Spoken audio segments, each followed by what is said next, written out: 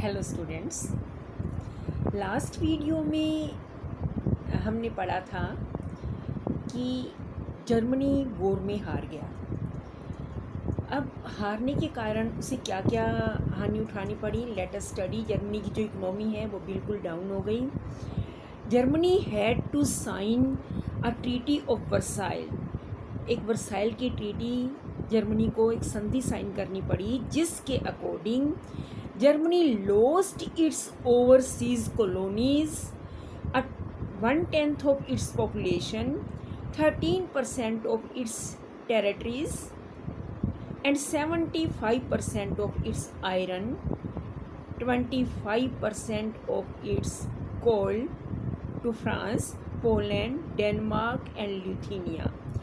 Versailles की संधि के अकॉर्डिंग जर्मनी को अपनी जो ओवरसीज कॉलोनीज़ थी 13 ओवरसीज़ कॉलोनीज़ देनी पड़ी, फ्रांस, लुथीनिया, डेनमार्क और पोलैंड को। इसके साथ साथ उसे 75% आयरन के भंडार, 26% कोल के भंडार और अपनी 13% पॉपुलेशन खोनी पड़ी। The war guild class held Germany responsible for war and damage the allied countries suffered. जो संधि का जो कंक्लूज़न निकाला गया, उसमें क्या बताया गया कि उसने जर्मनी को वॉर का रिस्पॉन्सिबल, वॉर डैमेज का रिस्पॉन्सिबल ठहराया, जो अलाइड कंट्रीज़ को वॉर के कारण डैमेज झेलनी पड़ी। यानी जो नुकसान अलाइड कंट्री को वॉर के कारण हुआ, उसका जिम्मेवार जो है वो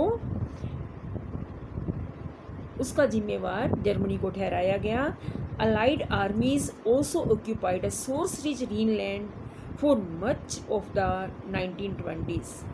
और जो अलाइड आर्मीज थी, उन्होंने ग्रीनलैंड जो रिसोर्सेज से भरपूर था वो एरिया भी ऑक्यूपाई कर लिया, उस एरिया पर भी अधिकार कर लिया। जर्मनी हैड टू पे compensation amounting $6 million American dollar, और उसे $6 मिलियन अमेरिकन डॉलर जर्मनी को वॉर कंपनसेशन के रूप में देने पड़े। यानी ये बड़ी डिवास्टेटिंग संधि थी, और जर्मन के लोगों ने भी वेइमर रिपब्लिक को इसके लिए रिस्पॉन्सिबल ठहराया। अब वॉर के इफ़ेक्ट क्या हुए, वॉर का प्रभाव क्या हुआ, let us study. The war had a devastating impact on the entire continent, both psychologically and financially। कि पूरे यूरोप पर इस युद्ध का बड़ा विनाशकारी प्रभाव पड़ा।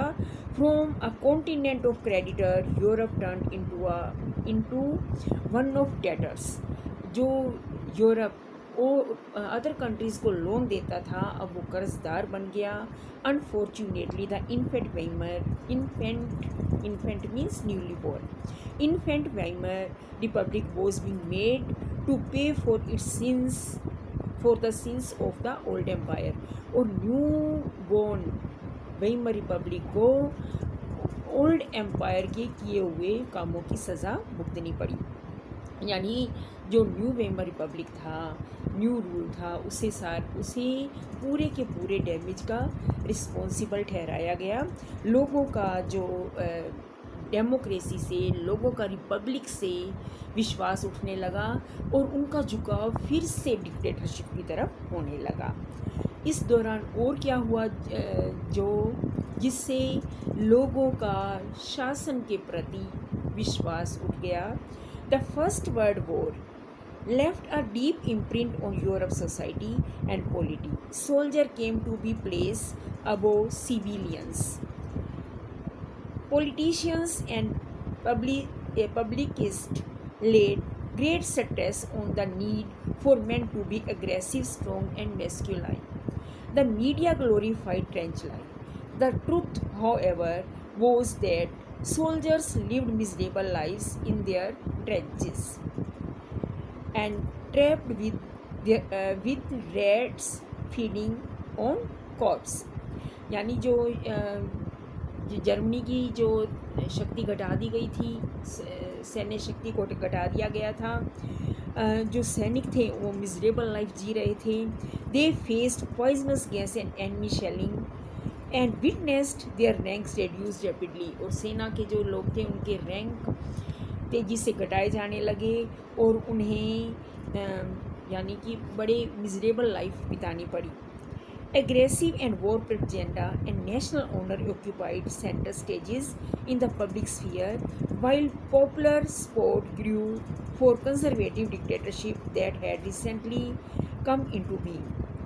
कि लोगों का फिर डिक्टेटरशिप की तरफ विश्वास बढ़ने लगा और जो रिपब्लिक था उससे विश्वास उठ गया। Democracy was indeed a young and fragile idea which could not survive the इंस्टेबिलिटीज़ of interwar Europe में, यानी वॉर के बाद की स्थिति को जो रिपब्लिक है वो संभाल नहीं पाया, क्योंकि ये लोगों ने इसे एक नया और फ्रेगाइल यानी कि ये कहते हैं लचीला सा, जो सॉलिड नहीं था वो आइडिया समझा और लोगों का जो है कि डेमोक्रेसी से विश्वास उठने लगा। और इसके बाद और क्या प्रभाव पड़े, let us study in next video.